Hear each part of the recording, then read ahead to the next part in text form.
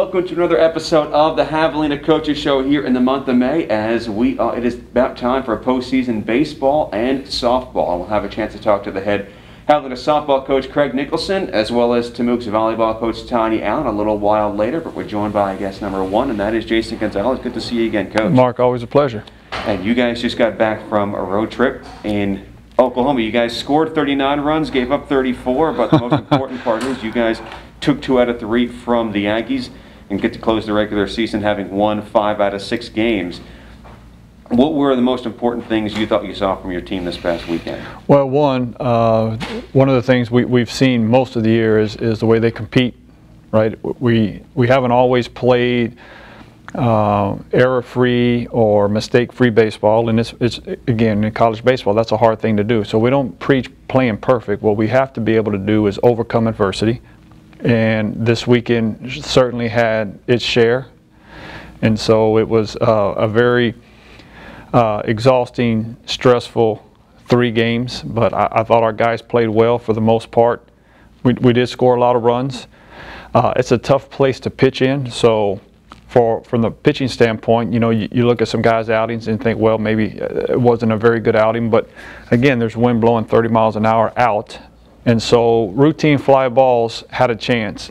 And so it be, you know, in those situations, pitchers become a little skittish, and you don't want to get around the strike zone because, again, routine fly balls are home runs. And so sometimes we nibble a little bit, and now we got a couple of base runners, you know, via a base on balls, and then somebody sticks one in the wind, and now you got a whole new ball game. So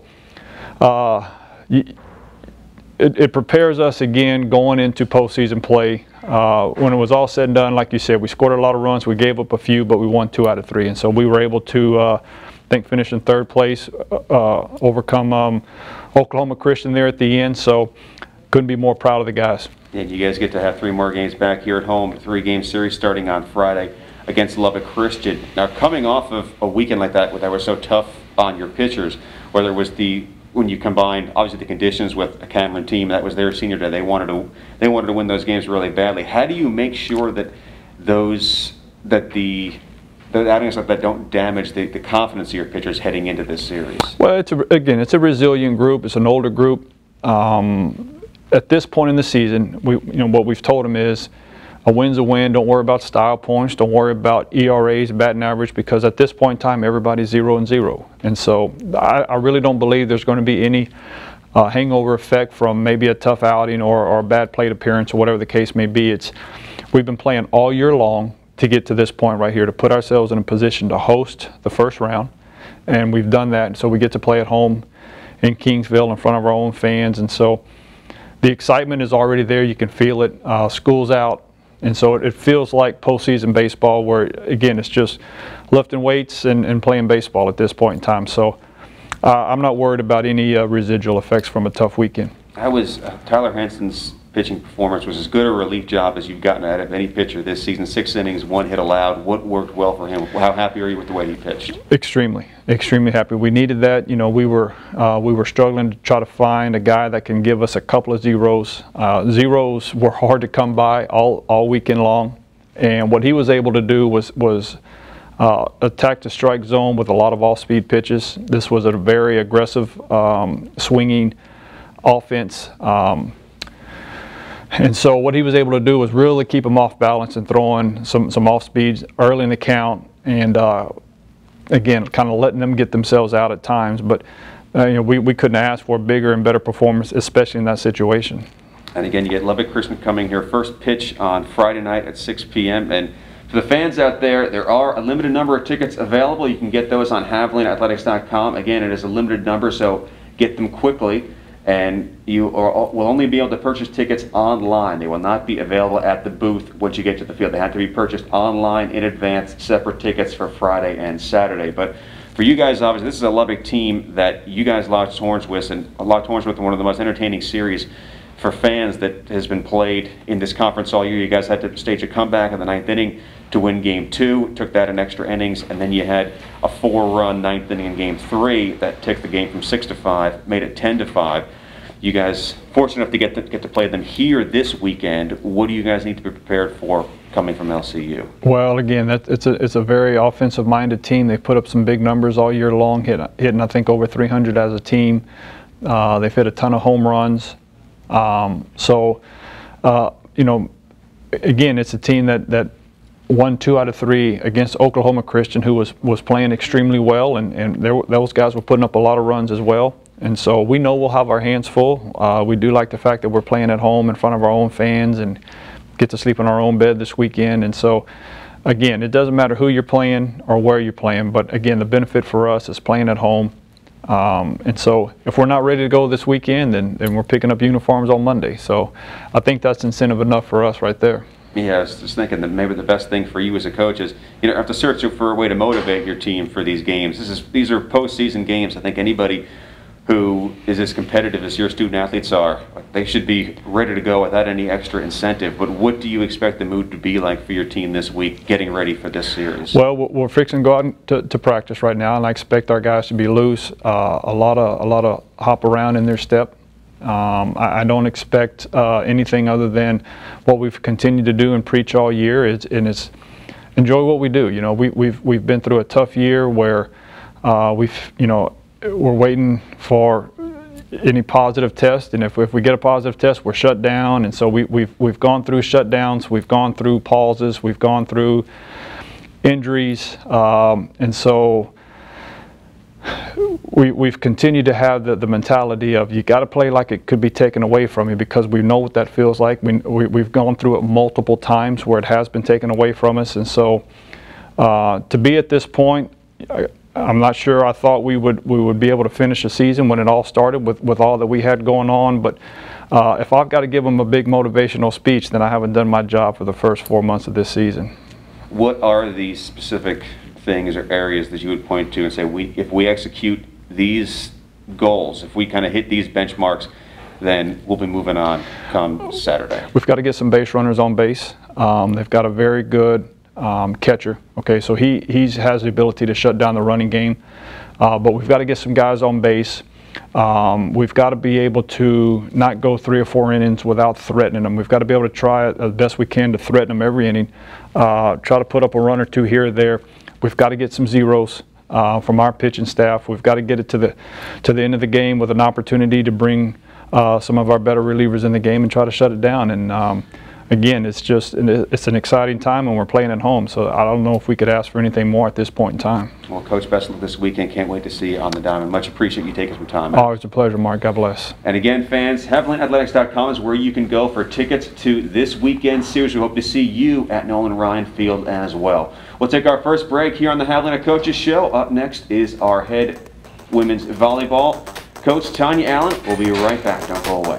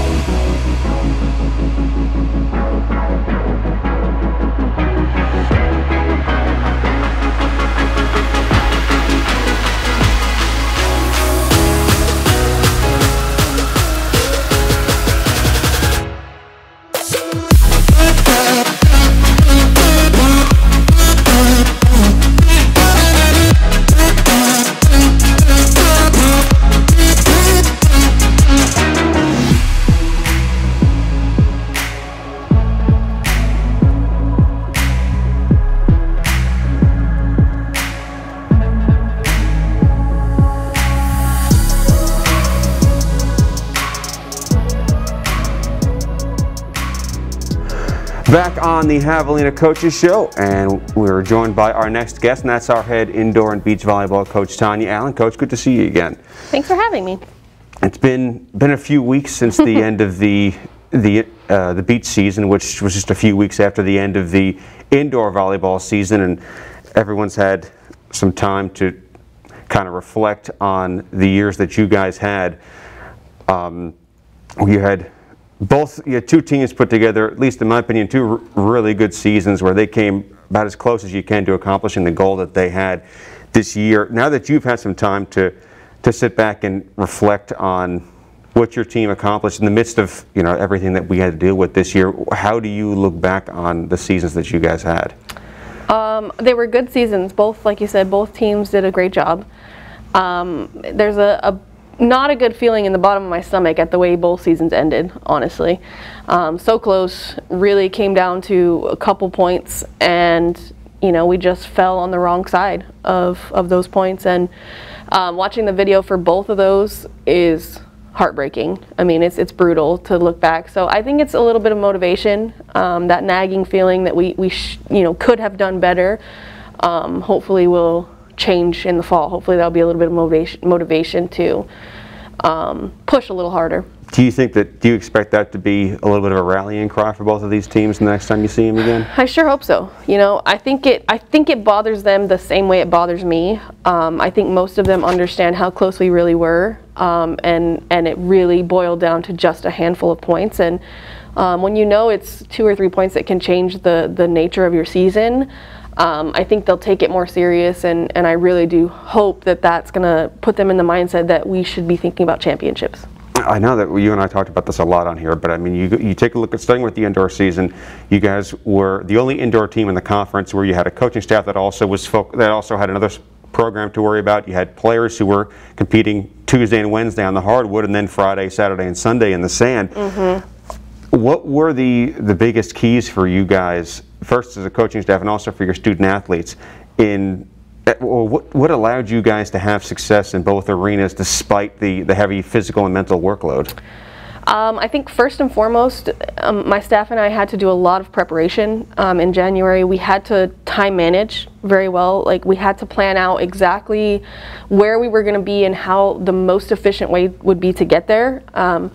Because, you know, we couldn't do anything last minute. There was too much going on, you know, so we really had to try to organize, especially with the dual kids, their schedules, their practice schedules, making sure that they were getting equal work in both, but not going over their hours, not doing too much of an overload. And then once we started playing, it really was mentally keeping everyone focused, because if you lost focus for even a second, your body was pretty broken down, and that could be an excuse or a weakness, you know. So we really had to keep everybody focused on the end goals and be efficient with their time and really try to take care of them. I remember you had the opportunity to speak to your senior class when we were on our way back from Tampa, and that includes the indoor senior class, because obviously the one indoor senior, Roxanne, was one of your dual student athletes.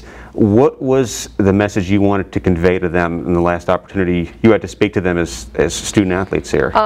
You know, you try to reflect on them as people, not just as athletes, and it's difficult when your season ends. It's a little bit shocking as a senior, because you know, everything's over that you've worked for most of your life, and now it's a whole new chapter, and that can be kind of overwhelming.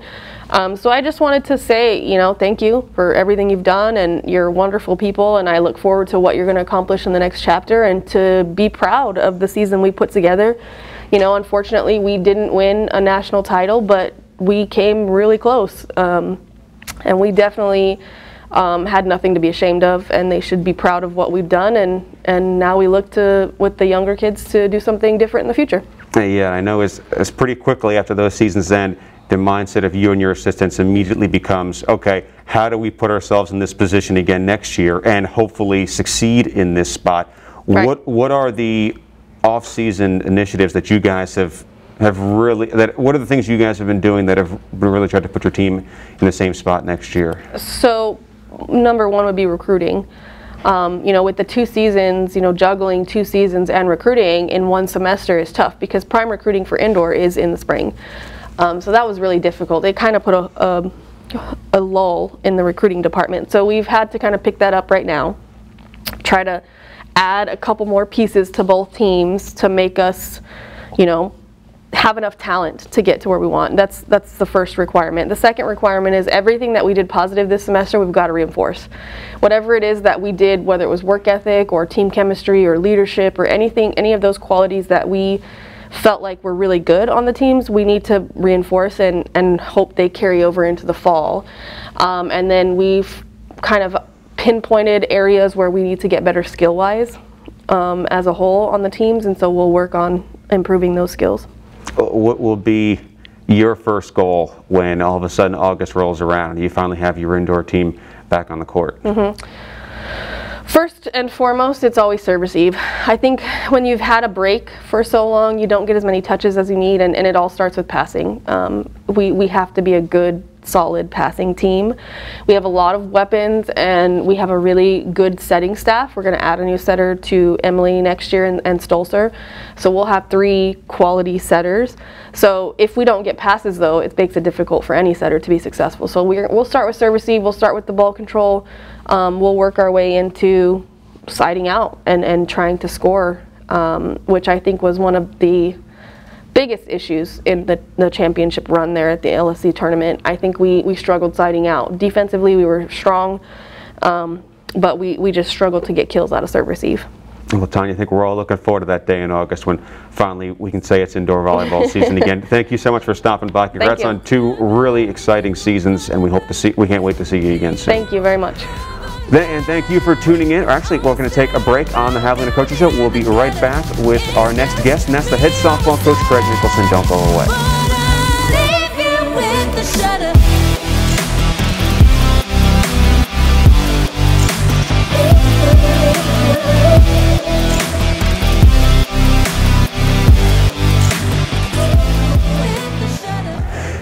Welcome back to the Javelina Coaches Show. We're joined by our final guest on this episode, and that is our head softball coach, Craig Nicholson. Coach, Thanks for taking out some time again today. Absolutely. Coming off of your final home weekend of the regular season, you guys split against A&M International. First opportunity you guys have had to play in a few weeks. We talked about this last week, but what were your main takeaways from this last weekend? You know, I thought we competed. I felt like in game one, you know, the probably long layoff showed a little bit. I mean, we did, you know, we hit 2 home runs. They were both solo home runs. You know, and we had some decent at bats. We just didn't really string them together. And I think, you know, again, some of that's, you know, hitting's hard enough without taking 20 days off in between. And you know, I thought our approach at the plate was just our timing, probably more than anything, was a little bit off. You know, and then the second game we kind of, you know, after we got 3 or 4 at bats in, the second game I thought we did a much better job at the plate and had some success. Yeah, you had Natalie Rodriguez hit 2 home runs, driving 8 runs. That was a program record. When was the last time you had a player driving 8 runs for you? It's been a long time. I don't know that it's ever happened, to tell you the truth, but you know, obviously a really good day for her, and she was actually one of the ones that had some pretty good at bats in the first game too. So good to get her going. I think that's a big piece of our offense. If we can get that, you know, that 5, 6, 7 piece of our lineup kind of rolling together, I think it makes our lineup a little bit deeper and gives us a little bit more opportunity to score some runs in the middle of our order. Yeah, she's got 4 home runs this year. They've come in 2 games. Hopefully she's got 1 or 2 more of those up her sleeve as we head towards the postseason.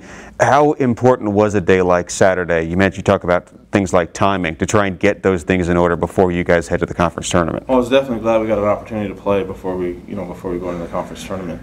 So that, you know, that's a big piece of it. And then obviously for us, you know, with it being 2 teams that were pretty tight in the regional rankings going into that, for us to get game 2 and at least get out of there with the split was, you know, I think important for us moving forward. So, you know, but the biggest thing is just get some games under your belt, get kind of back into the rhythm, back into the swing of things before you go, you know, play in the postseason.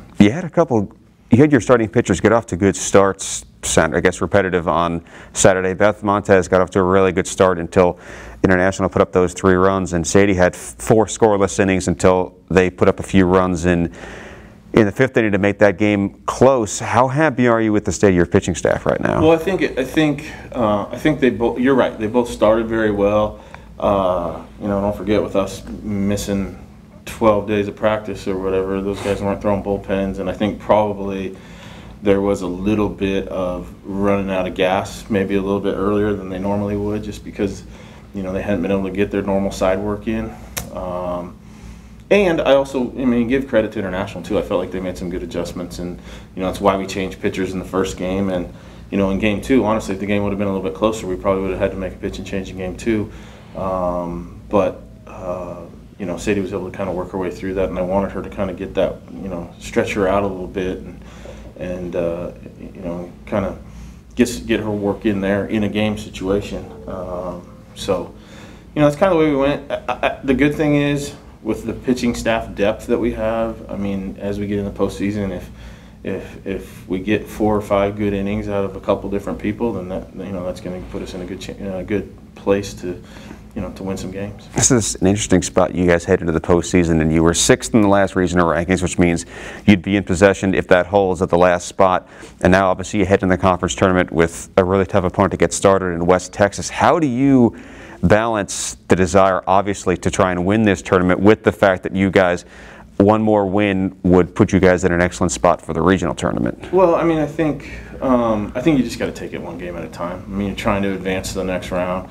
Any win you get at this point is a big win. Chances are any win that we get is against somebody that's ahead of us in the regional rankings. So that, to me, is opportunity, you know, to kind of either close that gap or maybe pass somebody when you're talking about regional rankings. So, I mean, yeah, we'd like to go win the tournament, absolutely, but I think we just have to go into it and approach it, hey, we got to win this game right now, which is, I mean, that's always the truth. But I think even more so, you know, we got to do whatever it takes to win game 1 and then worry about game 2 if we can get ourselves in that position. And I think we have to approach every game in that fashion, you know, knowing that every win in the conference tournament helps us somewhat in the, you know, in the regional rankings. You guys obviously saw West Texas here when you guys played them in the regular season, and they still one of the best hitting teams in the country, best average in the conference, most runs scored in the conference, but their pitching was maybe the the decisive factor when you guys played them here in Kingsville. What do you guys need to be prepared for from their pitching staff? Well, I mean, the tricky part prepping for them is they really have two that they've basically pretty much have been interchangeable for them through the course of the year. So the good part is there's at least some similarities between those two. You know, they're not exactly opposite of each other. So you know, one throws a little bit harder, one changes speeds a little bit more. You know, those kind of things. But you know, I think the big thing for us at this point is whoever we're facing, we know we're going to face good pitching the rest of the way.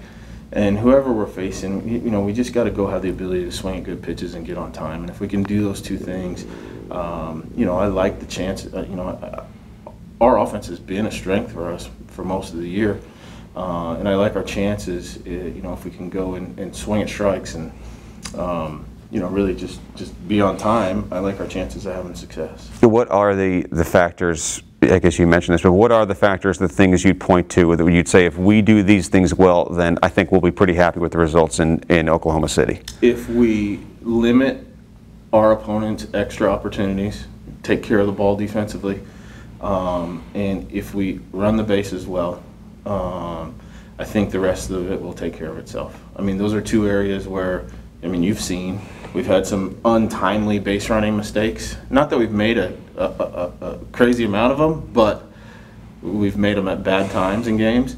And you know, can we make sure that our opponents are getting 3 outs in an inning and not give them an extra out or two in a given inning, an extra opportunity to score? I think if we can do those two things, we'll be in pretty good shape. Well, Coach, I certainly wish you the best of luck in Oklahoma City. Thanks for the time. Appreciate it. And we hope to have you back again, hopefully talking about the regional tournament next week. Sounds good. Thank you. Thanks for stopping by, Coach. Thank you for tuning into the Javelina Coaches Show. And thanks to our other guests, Tanya Allen and Jason Gonzales. And hopefully we'll see everyone again next week with more postseason baseball and softball ahead. Thanks for stopping by, Javelina Nation. We'll see you again soon.